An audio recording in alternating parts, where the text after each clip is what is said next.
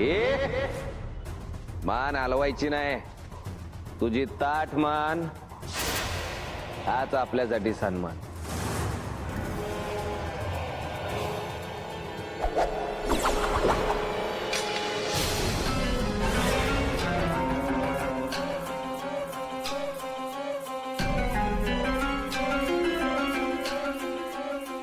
हुक्कला once more. हो पण बोलायचं नाही आणि हालायचं तर नाहीच नाही. अगं मरशील की, आपल्याला पाहिजे तू. पाहिजे तरी पण रेडी. वन टू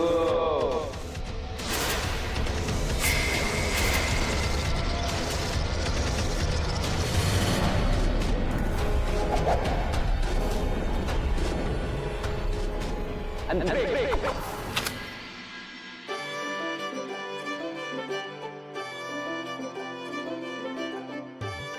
दादा, ए दादा, हो आलो आलो. किती घाई ग, आलो. नवरा मुलाचा बाप आहे म्हणून बाकीच्यांना ताटकट ठेवायचं का? मम्मी कायम घोड्यावरच असते. काही घोड्यावर वगैरे नाही. हा हा हा हा दादा, कळालं. तुझ्या लाडक्या भाच्यासाठी ना, आणि आमच्यासाठी काय? पोहे. पोहे. वा. अरे अरे वहिनी कुठे आहे? हा आवरती, येते ती. वंस, गुड मॉर्निंग. लवकर आवरायला काय होतं ग तुम्हाला? थोडं एकदा ठरलं होतं ना. मग सॉरी चल बस पटकन. पण मी खरं सांगू का तुम्हाला वंश, निव्वळ तुमच्या शब्दाखातर आज अभि मुलगी बघायला यायला तयार झालाय. नाहीतर मला नाही वाटत आत्ता तो मुलगी बघायला तयार झाला असता. मग भातचा कोणाचा आहे? आणि हो दादा, त्याच्या लग्नाची अजिबात काळजी करायची नाही तुम्ही. त्याच्या लग्नाची जबाबदारी घ्यायला ही आत्या समर्थ आहे. काय ना, पण हे कमरेचं दुखणं आलं म्हणून रे, नाहीतर मी स्वतःच आले असते तुमच्या बरोबर. पण बमे, तू त्याला लग्नासाठी तयार केलंस हे आपल्यासाठी खूप छान झालंय. आता तू पुढची काळजी करू नकोस, आम्ही बघू काय करायचं. काय म्हणते? तुम्ही दोघंही तयार झालात, पण ज्याच्यासाठी मुलगी बघायला जायचंय तो कुठे आहे? वंश, तुम्ही अजिबात काळजी करू नका. सोहा तयार करते त्याला. हाय फ्रेंड्स, हा जो इथे हँडसम मुलगा उभा आहे ना, हा माझा भाऊ आहे. He is my friend, he is my philosopher and he is my everything.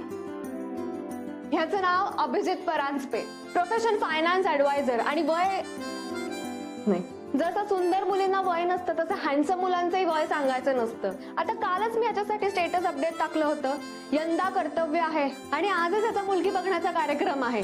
Me don't tell me, तू लाईव्ह गेलीयस? अरे नाही रे दादा, मी ॲज अ मेमरी म्हणून शूट करते. मला सांग, घरातल्या गोष्टी जगाला सांगण्यात की मी वेडी आहे का? पण काय हरकत आहे ना, आपल्याकडचं चांगल्या प्रॉडक्ट बद्दल आपणच लोकांना सांगितलं तर काय बिघडलं? आणि त्यात तुला तर सॉलिड डिमांड आहे. तुला सांगू, माझ्या मैत्रिणी मला भेटायच्या निमित्ताने तुलाच बघायला येत असतात. सोहा, हे बघ, हे सगळं लग्न, अफेअर, हे माझ्यासाठी किती बोर विषय आहेत हे तुला चांगलं माहिती आहे. आता छोड ना यार, जे घडायचं ते घडून गेलेलं आहे. आता आणखीन किती दिवस तू त्याचा विचार करत बसणार आहेस? हे बघ, मी अजिबात असा विचार करत नाही. तूच नको तेव्हा सारखा विषय काढत असतेस. मी विषय काढला? आत्ता कोणी विषय काढला? अरे मी असं बोलले कारण की मला झाली का रे तयारी? हा, ते सुखीरा सुखीरा, चांगली बायको मिळू दे. काय आत्याई? अरे प्रत्येक वेळी आधी काय घडलंय याचा विचार करून नाही चालत अभि. काही गोष्टी योग्य वेळेत आणि योग्य वयात व्हाव्या लागतात. तुला कळतंय ना मी काय म्हणतेय ते? हो. आणि हो, यावेळेस फक्त मुलगी पसंत नाही करायची, तर लग्न करून सोबत बरोबर घेऊनच यायची. अभि लवकर आवरा, बघू आता. लांबचा प्रवास आहे, निघताय ना? हो, निघतो. शाबास.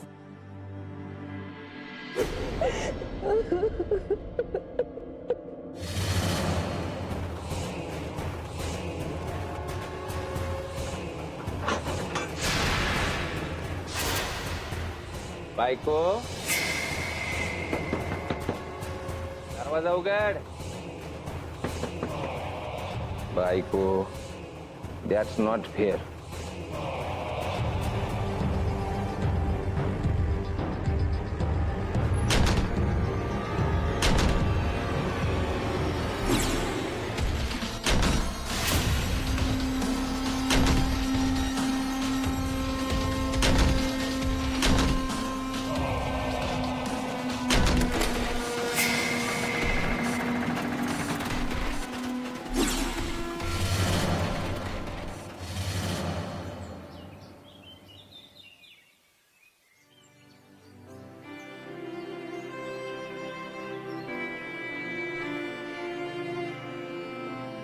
छान आहे तुमचं घर.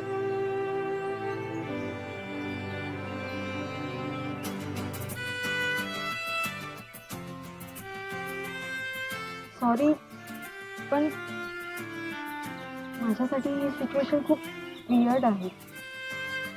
Same year. अगदी माझ्या मनातलं बोललात तुम्ही. असं 10 मिनिटं बाजूला जाऊन बोलल्याने समोरच्या माणसाला खरंच ओळखता येतं का? अजिबात नाही. आणि म्हणूनच ना हा सगळा प्रकारच मला खूप फनी वाटतो.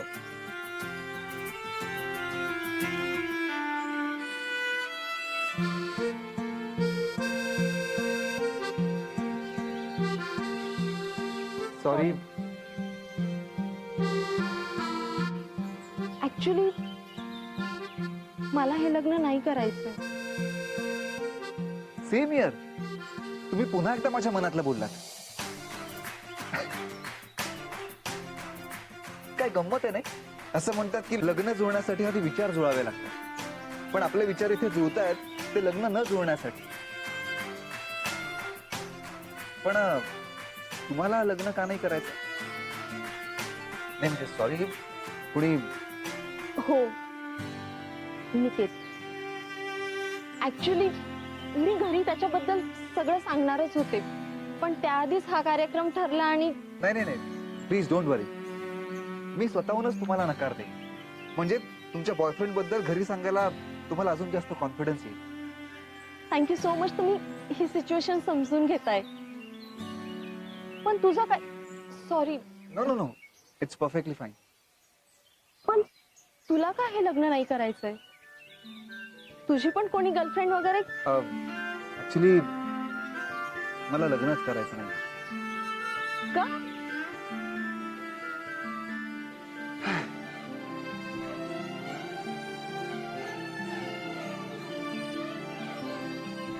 काय झालं? नाही काही नाही. ऍक्च्युली अशी कोणी भेटलीच नाही जिला पाहता क्षणी मनात लग्नाचा विचार यावा. ओह, असं आहे तर काळजी करू नकोस. माझा नशिबावर खूप विश्वास आहे. तुमच्या नशिबात एखादी व्यक्ती जर असेल ना, ती कुठेही असो तुमच्यापर्यंत नक्की पोहोचते. फक्त त्यासाठी आपल्या नशिबाचं वर्तुळ पूर्ण व्हावं लागतं.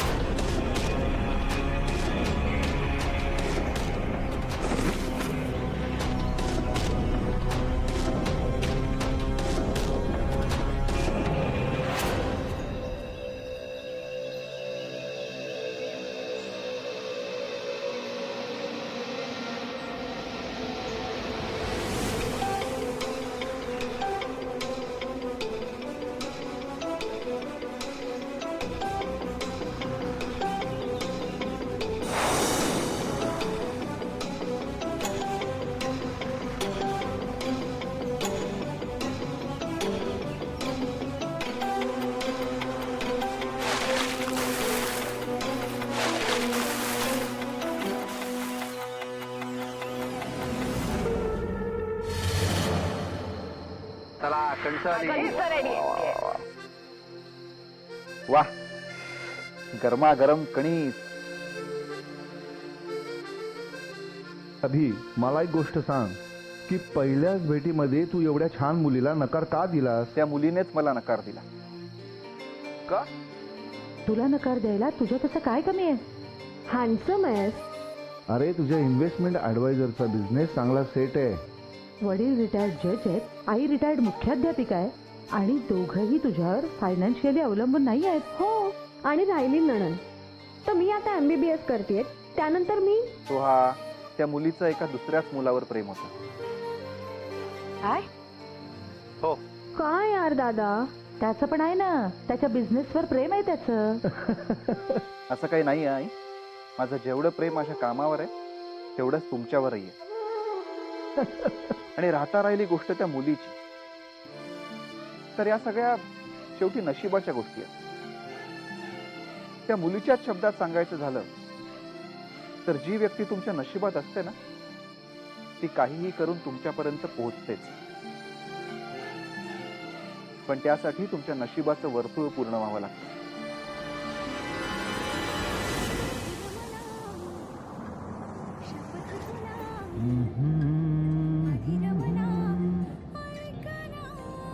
अभि, रात्रीची वेळे जरा गाडी हळू चालव.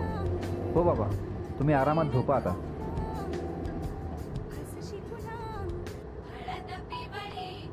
वा, काय करतेस तू? मी ऐकतोय ना ते गाणं. सारखं सारखं काय चेंज करतेस? मला माझ्या आवडीचं गाणं ऐकायचंय. आणि काय रे, तुझ्या लग्नासाठी एवढा त्रास सहन केला ना आम्ही, मग आता थोडा वेळ मलाही सहन कर. हा असा बालिशपणा करतेस ना, म्हणून मला कधी कधी वाटतं माझ्या आधी तुझंच लग्न लावायला पाहिजे. आता गेल्यावर आत्याला सांगणारच आहे मी, माझ्यासाठी मुली शोधणं बंद कर, हिच्यासाठी मुलगा शोध म्हणून. हो, मी पण आत्याईला सांगणार की बाई ग, ह्याच्यासाठी अजिबात मुलगी बघू नकोस. ह्याच्या आयुष्यात जी कोणी आहे ना, ती कुठून तरी ह्याच्यापर्यंत पोहोचणारच आहे. फक्त काय ते नशिबाचं वर्तुळ का काय ते कम्प्लीट व्हायला हवं. अरे पण याला काय?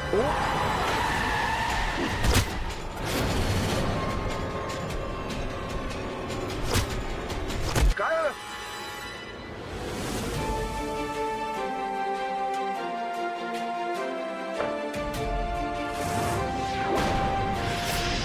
अरे बापरे, कोण आहे ही? ते आपल्याला कसं कळणार आहे? अभि, मी तुला 1000दा सांगते, रात्रीच्या वेळेला गाडी चालवताना तुला हळू चालवत जातो तू. मी हळूच चालवत होतो, रस्ता रिकामा होता, ही अचानक माझ्या गाडी समोर आली. मी काय करणार आहे? एक मिनिट आधी तिला बघा. मी काय म्हणते, फार वेळ घालवण्यात अर्थ नाहीये. ताबडतोब हॉस्पिटलला नेलं पाहिजे.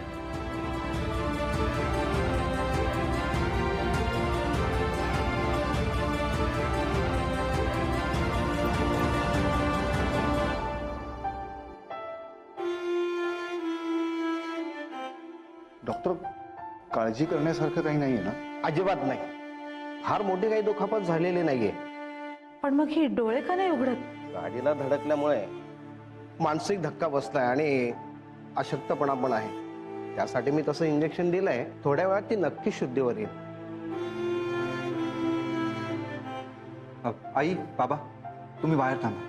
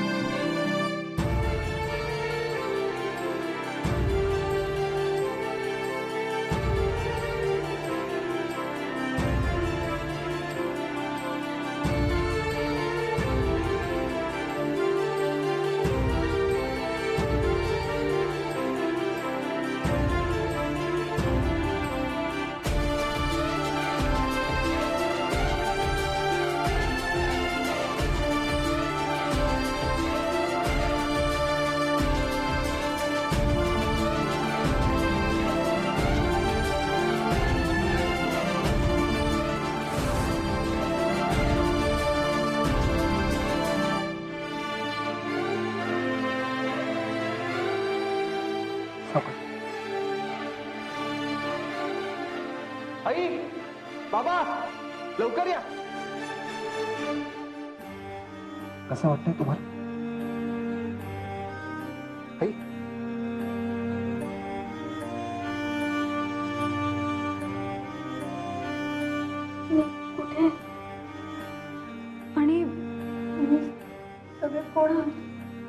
तुला बरं वाटतंय का आता? शुद्धीवर येईपर्यंत आमच्या जीवात जीव नव्हता. पण तुम्ही माझ्या प्रश्नाचं उत्तर का देत नाही आहात? बाप रिलॅक्स, मी सगळं सांगतो तुम्हाला. ॲक्च्युली हायवेवर मी गाडी चालवत असताना तुम्ही अचानक माझ्या समोर आलात आणि माझ्या गाडीला धडकलात. त्यामुळे तुम्ही बेशुद्ध पडलात. म्हणून आम्ही तुम्हाला इथे हॉस्पिटलमध्ये घेऊन आलो. मी अभिजित परांजपे, हे माझे बाबा, ही आई. आणि मी याची बहीण सोहा परांजपे. ए मुली, तू कोण आहेस? तू राहतेस कुठे? तुझ्या घरच्यांचा काही कॉन्टॅक्ट नंबर असेल ना तर तो आम्हाला दे. त्यांना आम्ही बोलवून घेतो. तुला सुखरूपपणे त्यांच्या ताब्यात देणं आता ही आमची जबाबदारी.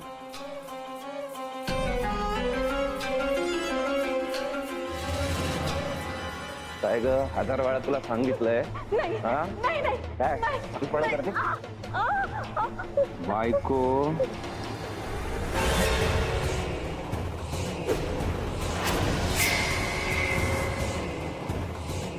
तू जरी आपल्याला सायको समजत असली ना तरी आता सायकोची बायको आहेस तू. काय? आणि आपली बायको आहे म्हणून आपलं तुझ्यावर प्रेम आहे. आणि प्रेम आहे म्हणून प्रत्येक वेळेस शॉपिंगलाच गेलं पाहिजे असं काही आहे का? हा? बोल ना. म्हणून तुला आता तळ्यावर येणारे पोहायला. जगातले नवरे त्यांच्या बायकांना शॉपिंग करायला नेतात. पण आपण पाहिलाच, जगात पाहिला मीच असन जो तळ्यावर नेईन बायकोला पावायला.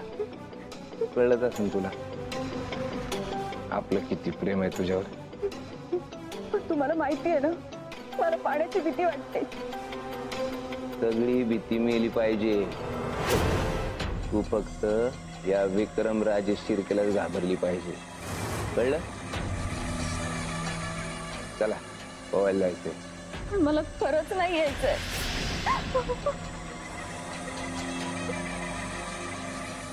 काय झालं? हा? मगाशी चाकू मारला तो लागला. बापरे, केवढं रक्त गेलंय. परत खेळायचं गेम? काय बोलताय तुम्ही? गेम खेळायचा का विचारते? मला खरंच भीती वाटते. बायको, दॅट्स नॉट फेअर.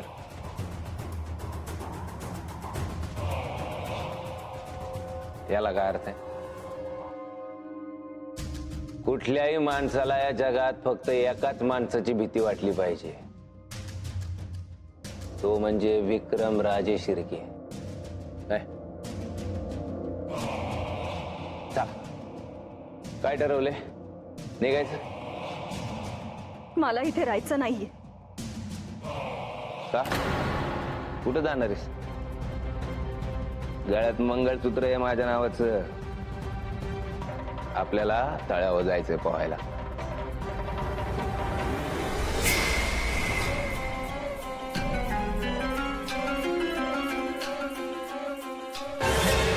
एकदा सांगून कळत नाही. मला तुमच्या बरोबर कुठेही यायचं नाहीये आणि इथे राहायचंही नाहीये. माझा हात झटक. या हाताने तू माझा हात झटकला.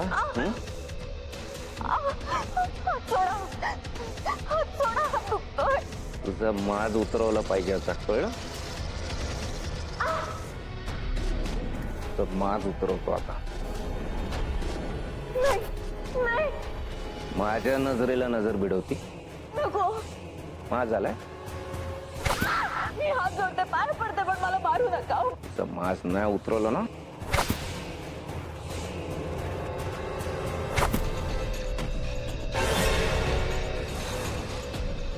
आपल्याला नजर देते.